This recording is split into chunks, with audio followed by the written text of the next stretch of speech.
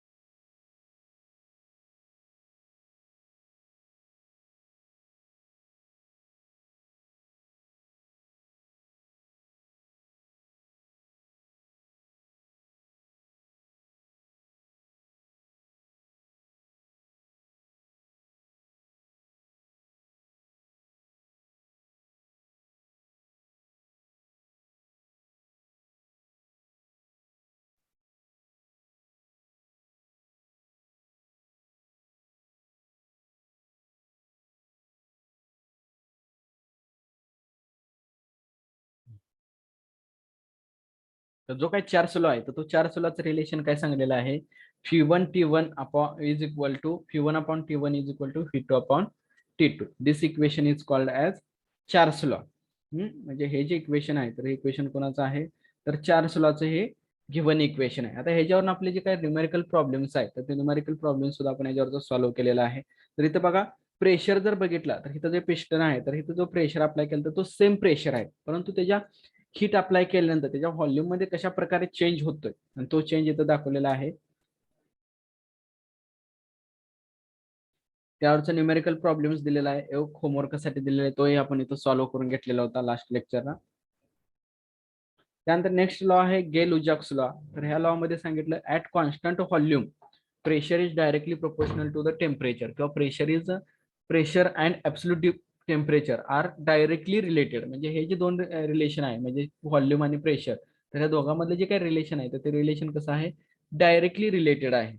Gay Lussac's law gives the relation between temperature and pressure at constant volume. म्हणजे ह्यामध्ये काय आहे, pressure आणि टेम्परेचर जे आहेत ते कसे असतात, एकमेकाशी डायरेक्टली प्रोपोर्शनल असतात ऍट कॉन्स्टंट व्हॉल्यूम. त्यावेळेचं व्हॉल्यूम जे आहे तर ते व्हॉल्यूम काय असणार आहे, कॉन्स्टंट असणार आहे. The law states that at constant volume, म्हणजे तो जो आहे तर त्यामध्ये काय सांगितलं जातं, कॉन्स्टंट व्हॉल्यूम सांगितलं जातं.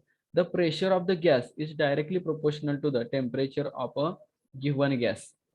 म्हणजे त्यामध्ये व्हॉल्यूम कॉन्स्टंट आहे, प्रेशर आणि टेम्परेचर मधलं जे काही रिलेशन आहे ते कसं आहे, directly proportional to the temperature for the given gas. If we heat up a gas, the molecules will be given more energy. They move faster. If the cool down, the molecules they slow down and the pressure decreases. The change in temperature and pressure be calculated using Gay-Lussac's law, and its mathematical equation is follows. Pressure is directly proportional to the temperature. P is equal to KT. P1 upon T1 is equal to P2 upon T2. म्हणजे काय सांगितलेलं आहे याच्यामध्ये, ज्यावेळेस आपण त्या बॉडीचं gas मॉलिक्युलचं जे काय आहे तर त्या गॅस मॉलिक्युलचं टेम्परेचर इन्क्रीज करू, त्यावेळेस काय होणार आहे, ते जे गॅस मॉलिक्युल्स आहेत तर ते त्यांची ते मूव्ह फास्ट, म्हणजे ते कसं फास्टर मूव्ह होणार आहे. आणि ज्यावेळेस ते कूल डाऊन म्हणजे आपण थंड करू, त्याला त्याचं टेम्परेचर काढून घेऊ, त्यावेळेस ते जे मॉलिक्युल्स आहेत तर ते मॉलिक्युल्स गो स्लो डाऊन आणि प्रेशर डिक्रीजेस. मग त्यावेळेस त्याचा प्रेशर जो आहे तो प्रेशर काय झालेला असतो, डिक्रीज झालेला असतो. तर इथे एक्झाम्पल दिलेलं आहे, कोल्ड वॉटर आहे आणि इकडे हॉट वॉटर आहे. तर टेम्परेचर अप्लाय केल्यानंतर ते काय त्यामध्ये असणारे जे काही मॉलिक्युल्स आहेत ते गॅस मॉलिक्युल्स आहेत, ते गॅस मॉलिक्युल्स कशा पद्धतीने इथं मोमेंटम दिसते तुम्हाला, फास्ट मूव्ह होतात. आणि ज्यावेळेस स्लो डाऊन प्रेशर डाऊन केलं जातं तर त्यावेळेस काय होतं, ते जे मॉलिक्युल्स आहेत ते कशा असतात,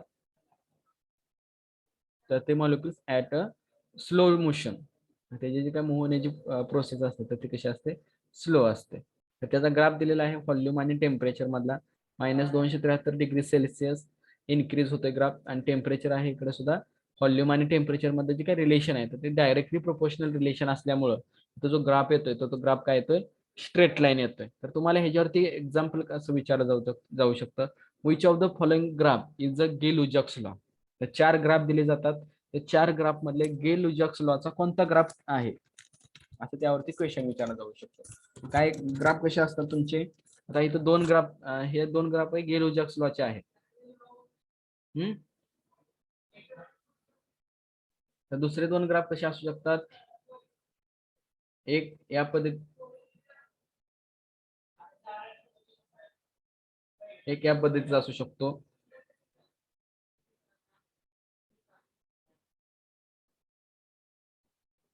एक या पद्धतीचा, किंवा काही ग्राफ असे सुद्धा असतात पॅराबोला पाथचे.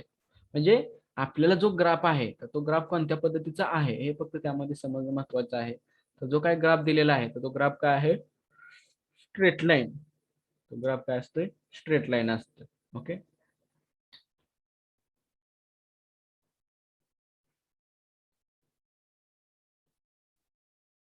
त्याच्यावरचा न्यूमेरिकल प्रॉब्लेम्स दिलेला आहे. 30 डिग्री पासून 40 डिग्री पर्यंत जे काय टेम्परेचर मध्ये चेंज झालेला आहे, सॉरी प्रेशर मध्ये जो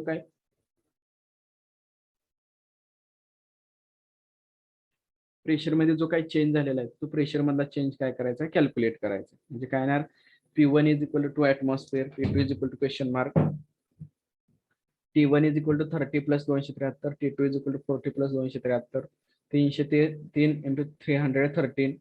According to Gay-Lussac's law, P is directly proportional to the T. P upon T is equal to constant. P1 upon T1 is equal to P2 upon T2. P2 is equal to P1 T2 into T1.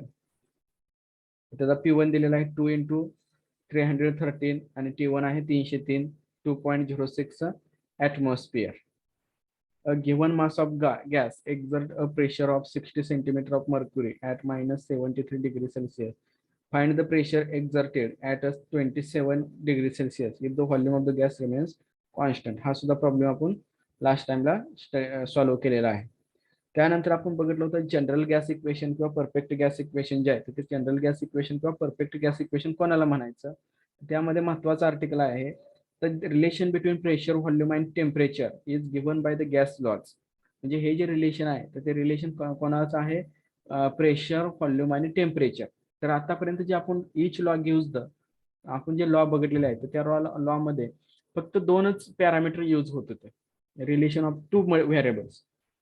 by keeping the third variable will be constant. म्हणजे Boyle's law असेल, Charles law असेल किंवा गे-लुसाक law असेल, त्या तिन्ही law मध्ये आपण कोणत्या तर दोनच व्हेरिएबल त्यातले कन्सिडर करत होतो आणि तेच काय होत होते, व्हॅरी होत होते. परंतु तिसरा जो व्हेरिएबल आहे तर तो काय असायचा, कॉन्स्टंट होता. तिसरा जो व्हेरिएबल होता तो त्या ठिकाणी तो काय होता, कॉन्स्टंट होता. The relation between all three variables is given bye perfect gas equation. ते जे थ्री मॉलिक्यूल व्हेरिएबल्स आहेत ते काय असतात, परफेक्ट गॅस इक्वेशन असतात. ते जे थ्री मॉलिक्युल्स आहेत ते थ्री मॉलिक्युल्स काय होतात, परफेक्ट गॅस इक्वेशन आहे. मग ते according to Gay Lussac law, volume is constant, pressure is directly proportional to the temperature, and according to Charles law pressure is constant, P is directly proportional to the T. आता हे जर दोन equation मध्ये comparison केलं, ह्या ज्या दोन law आहेत या दोन लॉ मध्ये जर कंपॅरिझन केलं तर दोन लॉ मध्ये कंपॅरिझन केल्यानंतर आपल्याला काय मिळतंय, pressure is directly proportional to the काय, directly proportional to the temperature. म्हणजे इक्वेशन काय येते, pressure into volume is directly proportional to the temperature. Pressure and volume is directly proportional to the temperature. म्हणजे हे दोन इक्वेशन जे दिलेले आहेत गिव्हन इक्वेशन, तर ते दोन गिव्हन इक्वेशन काय केले, कंबाईन केले. ते दोन इक्वेशन काय केलेले आहेत, कंबाईन केलेले आहेत. About two equation we get. त्याच्यावर दुसरं जे इक्वेशन येतं तर दुसरं इक्वेशन काय आलं, PV is equal to constant into T. PV is equal to काय आलेलं आहे, constant into T. PV is equal to KT, where K is specific gas constant. Constant K is different for different gases. म्हणजे हा जो K असतोय तर तो K काय असतोय, प्रत्येक गॅस इक्वेशन जे आहेत ते प्रत्येक गॅस इक्वेशन साठी वेगवेगळा असतो गॅसेस साठी. This constant depends on mass and nature of a gas. म्हणजे हा जो कॉन्स्टंट आहे K कॉन्स्टंट, तर तो डिपेंड कशावर असतोय, जो काय आपल्याला या ठिकाणी कॉन्स्टंट आहे तर तो डिपेंड असतो मासवरती. म्हणजे त्या गॅसचं किती मास आहे आणि त्याचं स्ट्रक्चर काय, म्हणजे नेचर ऑफ गॅस कशा पद्धतीचा आहे त्याच्यावर डिपेंड असतो. Equation 1 is known as ideal gas equation. म्हणजे इक्वेशन एक नंबरचं जे इक्वेशन आहे त्याला काय म्हटलं जातं, ideal gas equation. Ideal gas equation काय ते, PV is equal to KT. If mass of the gas is 1 kilogram mole और 1 ग्रॅम मोल, then the proportionality constant K is will be same value for the all gases. Therefore K is replaced by R. म्हणजे कोणत्या केसला, ज्या वेळेस त्या बॉडीचं मास 1 kilogram मोल किंवा 1 ग्रॅम मोल असेल तर त्यावेळेस प्रोपोर्शनलिटी कॉन्स्टंट K जो आहे तर तो काय असणार आहे, सेम असणार आहे. Will have same value for all gases. म्हणजे ही जी व्हॅल्यू आहे तर ते प्रत्येक गॅसेस साठी काय असणार आहे, सेम असणार. Therefore K is replaced by R. K is replaced by R. मग त्यामध्ये आपण इक्वेशन दोन इक्वेशन एकत्र करून इक्वेशन काय आलेलं आहे, where K is constant, specific gas constant. Value of K is different for different gases since it depends on the mass and nature of the gas. If we consider molecular weight of gas, then gram mole or kilogram mole, then the constant K will be same for all gases. Replacing K another constant R, we get PV is equal to RT. This called as general gas equation or perfect gas equation or universal gas equation. PV is equal to R2. This RT is called a general gas equation or universal gas equation म्हटलं जातं. परंतु PV is equal to KT this is a ideal gas equation. PV is equal to KT जो आहे त्या इक्वेशनला कसलं equation म्हटलं जातं, ideal gas equation म्हटलं जातं. Okay, fair R is called universal gas constant. Value of R is same for all gases because of 1 gram of mole of any gases occupies same volume under NTP, that is P is equal to 76 centimeter of mercury and T is equal to 273 degree Kelvin. त्यामुळे R ची value काय येते बघा, 8314.941 joule पर degree kelvin kilogram mole. और इकडं R is equal to 8.314 joule mole joule per degree kelvin gram मोल. तर कशा येते, R is equal to काय येते 3.14. ओके, तर अशा पद्धतीने काय आहेत हे जे 3 कॉन्स्टंट आहेत. अशा पद्धतीने काय आहेत हे 3 सॉरी ह्या के कॉन्स्टंट आहे, आर कॉन्स्टंट आहे. आर ज्यावेळेस आपण यूज करतोय तर ते जे इक्वेशन असते ते इक्वेशन कसलं असतंय, परफेक्ट गॅस इक्वेशन म्हटलं जातं त्याला, किंवा जनरल गॅस इक्वेशन किंवा युनिव्हर्सल गॅस इक्वेशन. आणि PV is equal to KT असते त्यावेळेस this equation is called as, ते इक्वेशन कसलं असतं म्हणतो आपण, आयडियल गॅस इक्वेशन.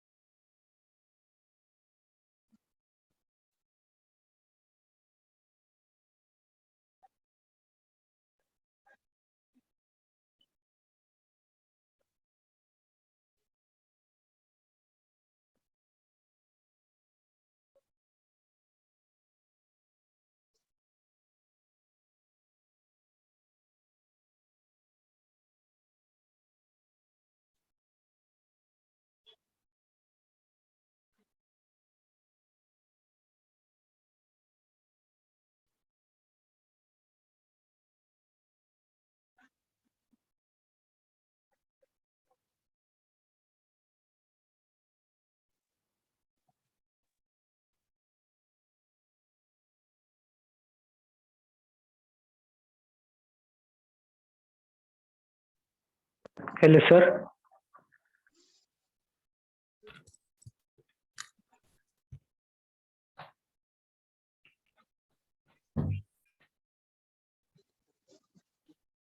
तर बघा सर आता गॅस नेक्स्ट लॉ जे रिपीट आहे करा. गॅस लॉ रिपीट करता होगा.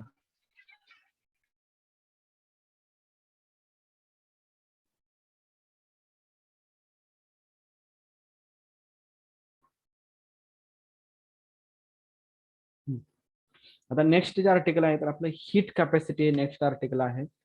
तर ह्याच्यामध्ये बघा हीट कॅपॅसिटी म्हणजे काय सांगायचं आपल्याला. The change in temperature of substance when the given quantity of heat is absorbed or rejected by it is characterized by quantity called heat capacity of substance. Heat is capacity of substance is given by S is equal to Q upon T.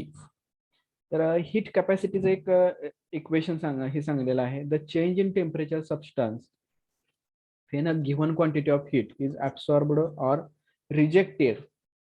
म्हणजे काय होईल, एखाद्या सबस्टन्सला जर आपण heat apply केली तर heat apply केल्यानंतर त्यामध्ये काय चेंज होणार आहे. एक तर काय होईल, तो ते जे ऑब्जेक्ट आहे तर ते हीट ऍब्सॉर्ब करेल, किंवा दुसरं एक तर ते हीट जे आहे ते रिजेक्ट करेल. इज कॅरेक्टराइज बाय क्वांटिटी, म्हणजे ती जी काय त्या ऑब्जेक्टची काय कॅरेक्टराइज आहे तर त्याला काय म्हटलं जातं, हीट कॅपॅसिटी म्हटलं जातं. मग त्याचं जे इक्वेशन आलेलं आहे तर त्याचं इक्वेशन काय ते S is equal to Q upon T.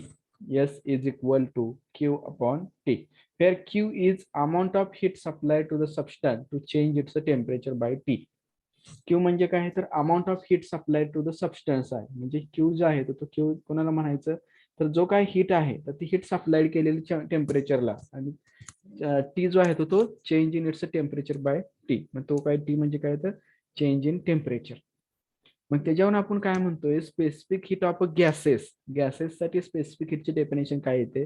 The specific heat of a substance is defined as amount of heat required to increase the temperature of unit mass of a substance through 1 degree Celsius. म्हणजे जर एखाद्या सबस्टन्सचं gas मॉलिक्युलचं temperature, त्याचं mass unit मास असेल आणि ते जर temperature आपल्याला 1 degree सेल्सिअसनं increase करायचं असेल, आणि ते जर टेम्परेचर आपण 1 डिग्री सेल्सिअसने इन्क्रीज करत असू, त्याच्यासाठी जी काही हीट यूज केली जाते तर त्या हीटला काय म्हटलं जातं, स्पेसिफिक हीट. ती जी हीट इन्क्रीज होते तर त्या हीटला काय म्हटलं जातं, स्पेसिफिक हीट. त्याचं सीजीएस युनिट, एमकेएस युनिट आणि एसआय युनिट जे आहे ते काय दिलेलं आहे बघा. CGS unit of specific heat capacity calorie per gram degree kelvin. MKS unit of specific heat capacity is kilocalorie gram degree Kelvin, and SI unit of specific heat capacity is joule per kilogram degree Kelvin. म्हणजे आपल्याला काय सांगायचं आहे, जर 1 gram सबस्टन्सचं temperature जर 1 degree सेल्सिअसने increase करण्यासाठी जे काय हीट लागणार आहे तर त्या हीटला काय म्हटलं जातं, स्पेसिफिक हीट. म्हणजे युनिट मास, म्हणजे काहीतरी एकसारखं मास, म्हणजे जेवढा मास आहे तेवढंच जर टेम्परेचर इन्क्रीज करायचं असेल तर त्या सबस्टन्सची ती जी हीट असते तर त्या हीटला काय म्हटलं जातं, स्पेसिफिक हीट म्हटलं जातं. In case of solids and liquids, heating takes place at constant pressure. While in cases of gases, heating can be done either at constant pressure or constant volume. Therefore, gas has two specific heat, namely. म्हणजे ह्याच्यावर आपण काय सांगू शकतोय, एक दोन condition ह्याच्यावर तयार होऊ शकतात. त्यातली पहिली जी कंडिशन आहे तर ती पहिली कंडिशन काय होऊ शकेल, ज्यावेळेस तुम्ही एखाद्या गॅस मॉलिक्युल्सला टेम्परेचर अप्लाय करताय त्याच्यामध्ये पहिली कंडिशन काय, एक त्याचा काय असेल, प्रेशर कॉन्स्टंट असेल, किंवा दुसऱ्या केसमध्ये काय त्याचं व्हॉल्यूम कॉन्स्टंट असेल. जर व्हॉल्यूम कॉन्स्टंट असेल आणि त्याच्यामध्ये व्हॉल्यूम कॉन्स्टंट असेल आणि त्याची जर आपल्याला स्पेसिफिक हीट कॅल्क्युलेट करायची असेल, त्यासाठी फॉर्म्युला दिलेला आहे, specific heat at constant volume, त्याला म्हटलं जातं CV. आणि दुसरा आहे specific heat at constant pressure, त्याला म्हटलं जातं CP. This two specific heat are called principal of specific heat of gases. म्हणजे आता हीट अप्लाय करतोय आपण गॅस मॉलिक्युल्सला, मग हीट अप्लाय केल्यानंतर जी काही हीट अप्लाय करणार आहोत तर ती जी हीट असणार आहे तर ती दोन वे मध्ये असणार आहे. एक असेल काय, specific heat at constant volume, आणि दुसऱ्या वे मध्ये काय असेल, specific heat at constant pressure. Specific heat at काय असेल, कॉन्स्टंट प्रेशर, म्हणजे त्याचं जे काही प्रेशर असणार आहे तर ते प्रेशर काय असणार आहे, सेम असणार आहे, म्हणजे कॉन्स्टंट असणार आहे. आणि त्याला आपण हीट अप्लाय करतो तर त्याच्यामध्ये काय चेंज होईल. आणि दुसऱ्या केसमध्ये काय, ज्या ह्याच्यावर टेम्परेचर अप्लाय करतोय त्याचं काय असणार आहे, व्हॉल्यूम जे आहे तर ते व्हॉल्यूम काय असणार आहे, कॉन्स्टंट असणार. मग व्हॉल्यूम जर कॉन्स्टंट असेल तर त्यावरती जर टेम्परेचर अप्लाय केलं तर त्याच्यामध्ये काय चेंज होणार आहे, तर ते आपण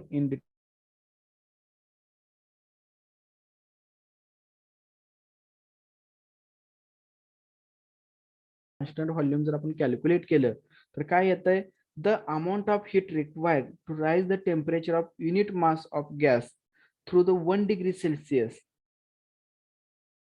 when its volume is kept constant. म्हणजे काय करतोय आपण, the amount of heat required to raise the temperature of unit mass of gas through 1 degree Celsius when its volume kept constant is called a specific heat of the gas at constant volume and denoted by a CV. म्हणजे ह्यामध्ये जे काय आपण definition कसं सांगतोय specific हीटची, तर जी काय amount of heat required आहे, कशासाठी हीट रिक्वायर्ड आहे, तर जो काय सबस्टन्स आहे तर त्या सबस्टन्सचं टेम्परेचर 1 degree सेल्सिअसने इन्क्रीज करण्यासाठी, आणि 1 degree सेल्सिअसने इन्क्रीज करत असताना त्याचं जे काय व्हॉल्यूम असणार आहे तर ते व्हॉल्यूम मात्र काय असणार आहे, कॉन्स्टंट असणार आहे. त्याचं जे काय व्हॉल्यूम आहे तर ते व्हॉल्यूम काय असेल, कॉन्स्टंट असेल. मग व्हॉल्यूम जर कॉन्स्टंट असेल तर त्याच्यामध्ये काय चेंज होतोय, if we heat m gram of gas enclosed in a cylinder fitted with a piston, the volume of the gas will not be increased, but only pressure and temperature will be increased. As there no increases of volume, there will be no external work done. म्हणजे त्याचं volume increase झालं नसल्यामुळं त्याच्यामध्ये कोणत्याही प्रकारचा change होत नाही. Total heat energy supplied will be used to increase the temperature of the gas. म्हणजे त्याचं काय केलं आपण, टेम्परेचर तर इन्क्रीज केलेलं आहे परंतु त्याच्यामध्ये कोणत्याही प्रकारचं वर्क डन क्रिएट झालेलं नाही. Let the initial temperature of a gas be θ1 and final temperature at constant volume with θ2. Then the heat supplied of the m gram of the gas is Q1 is equal to mass into specific heat at constant volume and rise in temperature. जे equation काय येणार आहे बघा, Q is equal to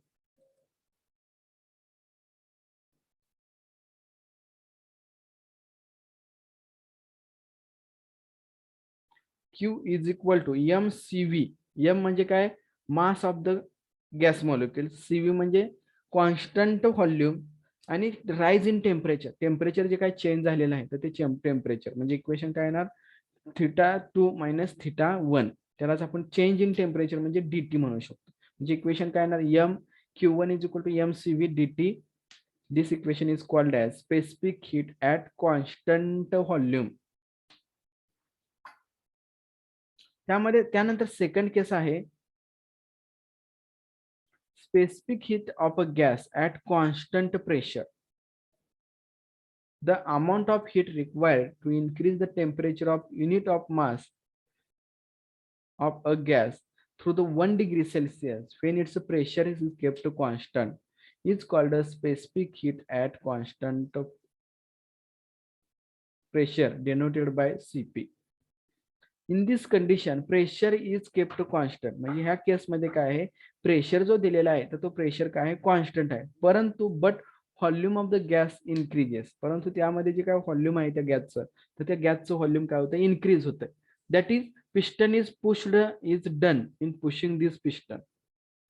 This heat is supplied under this condition is used to increase the scope and also increase the volume of the gas. This is the in the case of the CP. Some additional heat is to be supplied which being used the expansion. म्हणजे ह्याच्यामध्ये काय होणार आहे, additional heat जी आहे तर ती additional heat ह्याच्यामध्ये मिळणार आहे. म्हणजे जी काय specific heat at constant pressure आहे तर ती काय असणार आहे, ग्रेटर असणार आहे कोणापेक्षा, कॉन्स्टंट व्हॉल्यूम पेक्षा. Specific heat at constant volume पेक्षा ती जी हीट असणार आहे तर ती हीट काय असणार आहे, इन्क्रीज जास्त असणार आहे. तर काय सांगलेलं बघा, specific heat of a gas at constant pressure is always greater than specific heat at a constant volume. का तर ज्या वेळेस आपण स्पेसिफिक हीट ऍट कॉन्स्टंट प्रेशरला हीट अप्लाय करतोय, तर तो जो पिस्टन आहे तो पिस्टन बॅकवर्ड साईडला मूव्ह होण्यास हे होतोय, मूव्ह होतोय. का तर प्रेशर आपण कॉन्स्टंट ठेवलेलं आहे, बरोबर आहे, फिक्स असं नाही म्हणत आपण. तर काय ठेवलेलं आहे, कॉन्स्टंट ठेवलेलं आहे. म्हणजे काय होईल, ह्या ठिकाणी हा जो बिकर आहे, ह्या बिकरला या ठिकाणी आपण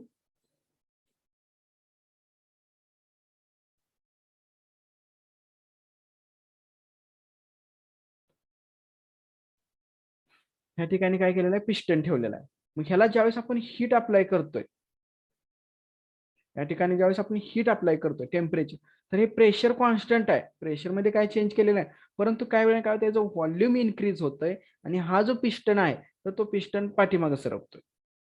परंतु ज्यावेळेस तो बॅकवर्ड साईडला मूव्ह होतोय त्यावेळेस त्याचं काय प्रेशर चेंज केलंय का, नाही, प्रेशर तेवढंच आहे, 2 ऍटमॉस्फिअर एवढंच प्रेशर आहे.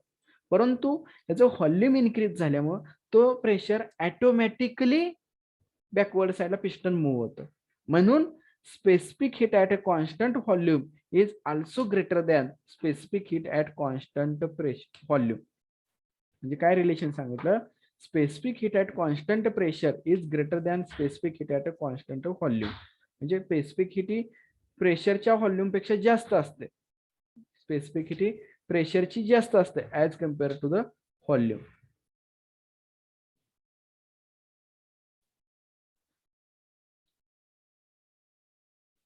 Gases are much sensitive in their change in the pressure. म्हणजे ह्याच्यामध्ये जे काही गॅसेस मॉलिक्युल्स आहेत तर ते काय असतात, व्हेरी मच सेन्सिटिव्ह असतात for their change in pressure, volume and temperature.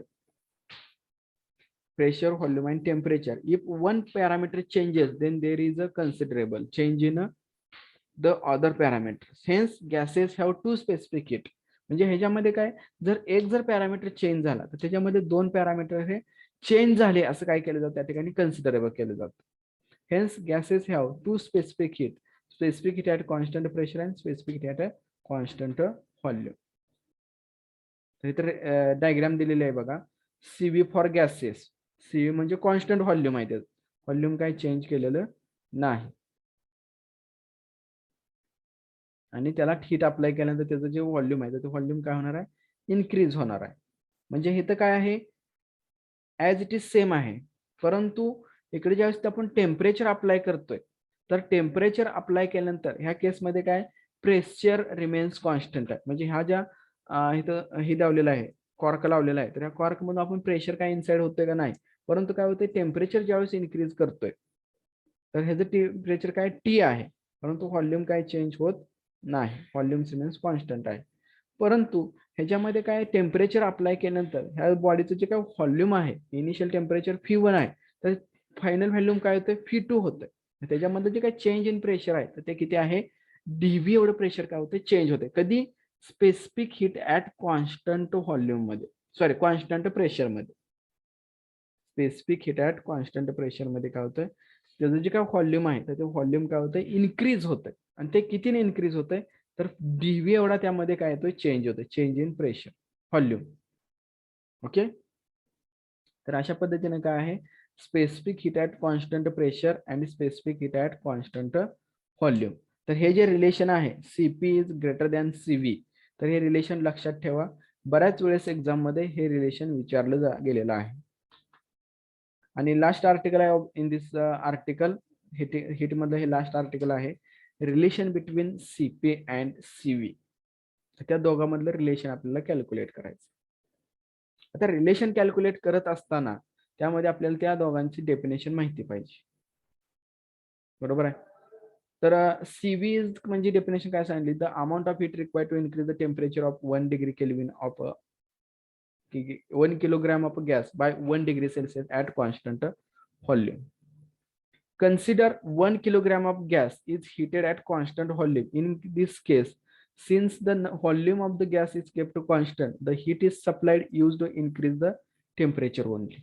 म्हणजे काय होईल, ज्या वेळेस आपण त्या बॉडीला हीट अप्लाय करणार आहोत आणि हीट अप्लाय केल्यानंतर त्याच्यामध्ये काय चेंज होणार आहे, फक्त टेम्परेचर इन्क्रीज होणार आहे, व्हॉल्यूम चेंज होणार आहे का, नाही. का, तर त्या ठिकाणचं जे काय व्हॉल्यूम आहे तर ते व्हॉल्यूम काय आहे, कॉन्स्टंट आहे.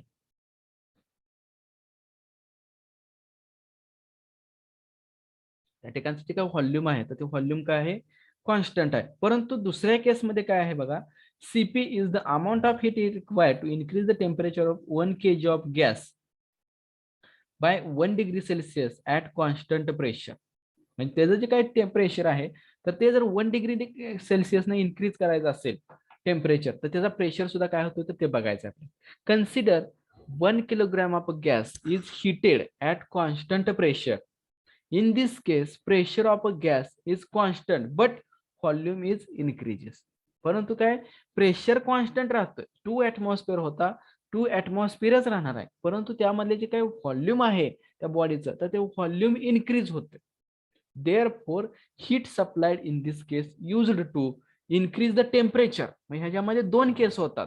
पहिल्या केस काय होते तर ह्याच्यामध्ये टेम्परेचर पण इन्क्रीज होतंय आणि दुसऱ्या केसमध्ये काय होतंय तर specific heat at constant pressure मध्ये तर त्या बॉडीचं व्हॉल्यूम पण इन्क्रीज होतं. म्हणजे ह्याच्यामध्ये एक पार्ट एक्स्ट्रा आहे. बरोबर आहे, एक पार्ट काय आहे एक्स्ट्रा आहे. आणि specific heat at constant volume मध्ये काय चेंज होतंय, फक्त काय चेंज होतंय टेम्परेचर.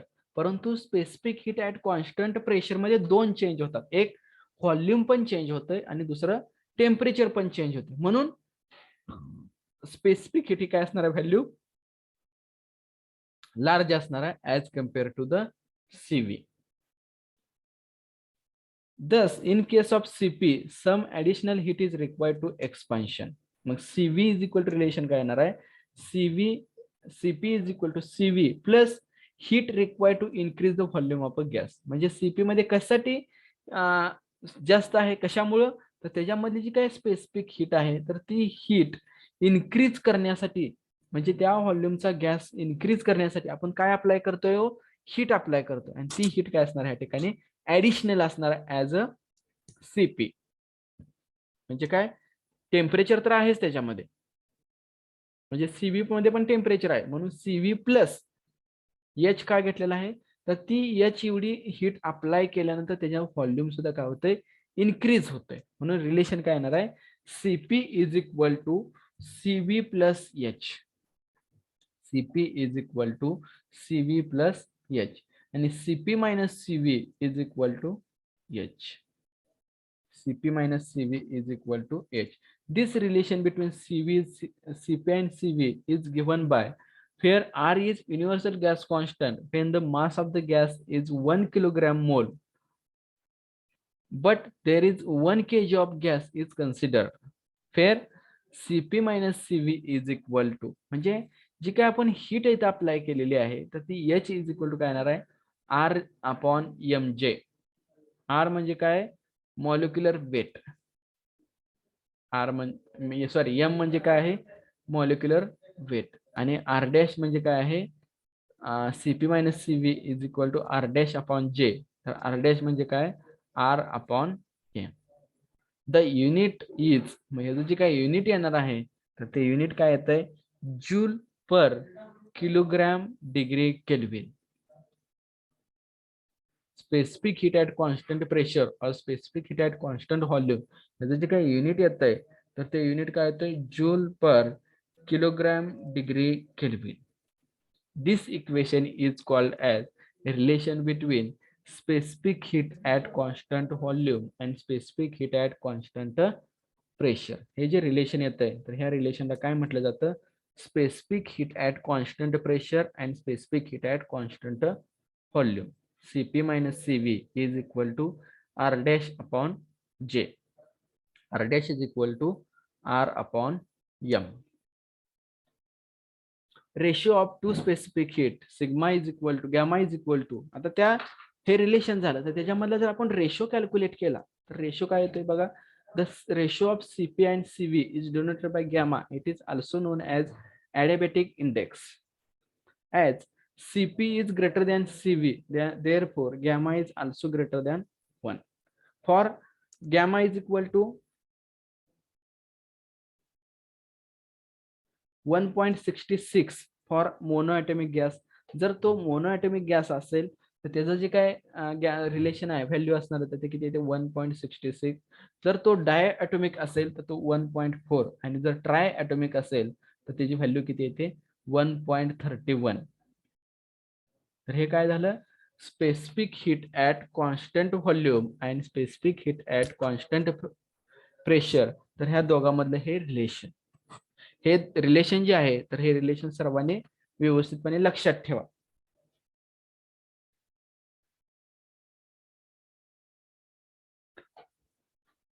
तर आता जो आपण हा जो चॅप्टर बघितला हीट, तर इथं आपलं हीट संपतंय. फक्त काय राहतात, हीट वरचे न्यूमेरिकल प्रॉब्लेम राहतात. तर ते जे न्यूमेरिकल प्रॉब्लेम्स आहेत ते आपण काय करणार आहोत, नेक्स्ट लेक्चरला कंटिन्यू करणार आहोत. परंतु तत्पूर्वी काय करूया आपण, ह्याच्यावरचे कोणकोणते फॉर्म्युले बघितले, म्हणजे ह्याच्यामध्ये कोणकोणते फॉर्म्युले आहेत, तर ते फॉर्म्युलेचं एक चार्ट टेबल तयार करूया आपण.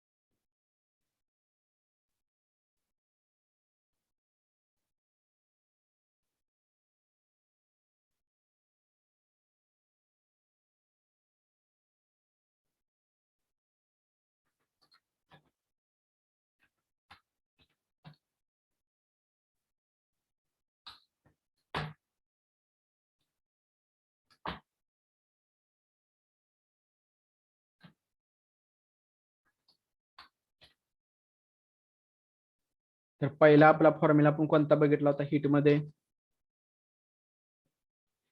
कोणता होता हीट मधला पहिला बघा. आता आपण ओव्हरव्ह्यू बघू.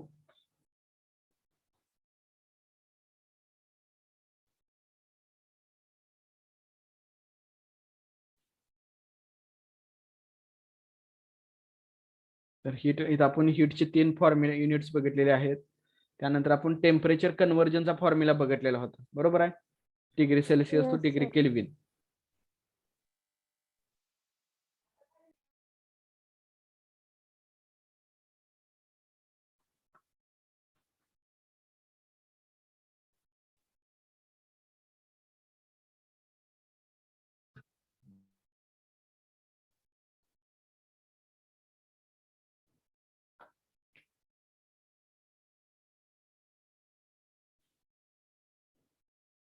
काय होतं, okay, degree Celsius to degree kelvin हा कोणता फॉर्म्युला आहे, कन्व्हर्जन टेम्परेचर स्केलचा फॉर्म्युला आहे.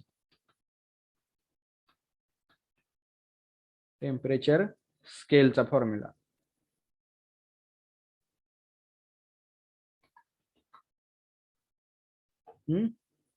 त्यानंतर टेम्परेचर स्केलचा आपण, हा झाला फर्स्ट फॉर्म्युला. अजून एक फॉर्म्युला बघितला होता,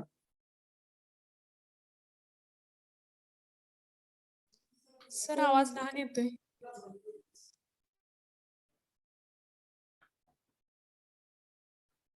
सेकंड फॉर्म्युला बघितला होता.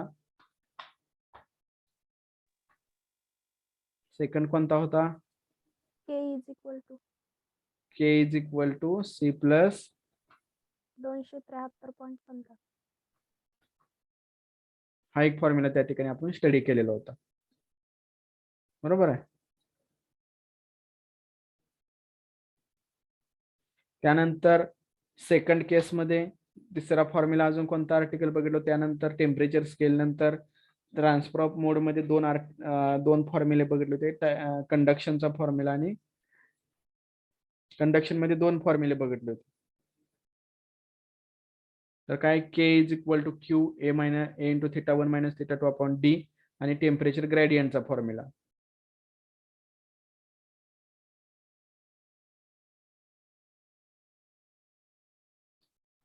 Coefficient of thermal conductivity.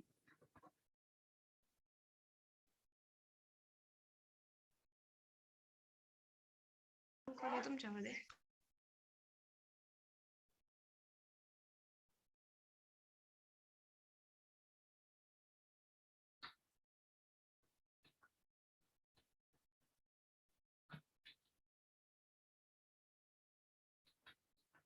Coefficient of thermal conductivity.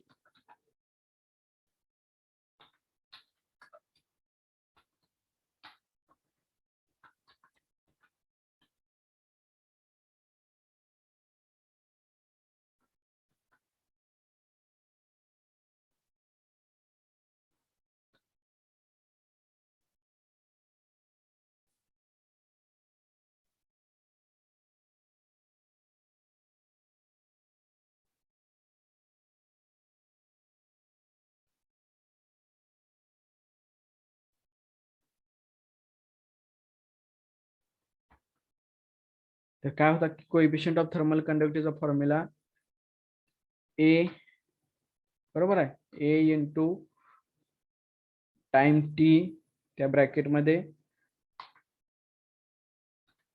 काय होता T1 minus T2 T2. Bracket complete divided by डिस्टन्सचा डी. D. ओके. त्यानंतर 3 नंबरचा फॉर्म्युला काय होता टेम्परेचर ग्रेडियंटचा,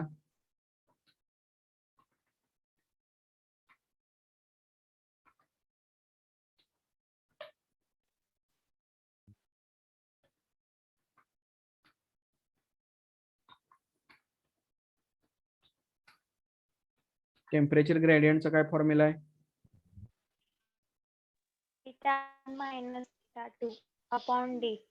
T1 मायनस T2, त्याला थीटा 1 म्हणजे टेम्परेचर आहे, T1 minus T2 upon D, distance D.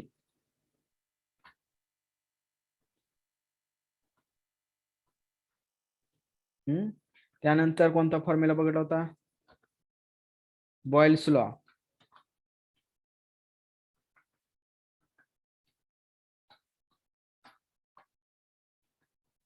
काय आहे बॉयल्स लॉचा formula P1 P1 into P. P1 P P1 P1 is equal to P2 V2 P2 V2. P2 V2 P2. त्यानंतर Charles लॉचा formula काय आहे V1 upon T1 is equal to V2 upon T2. upon T2.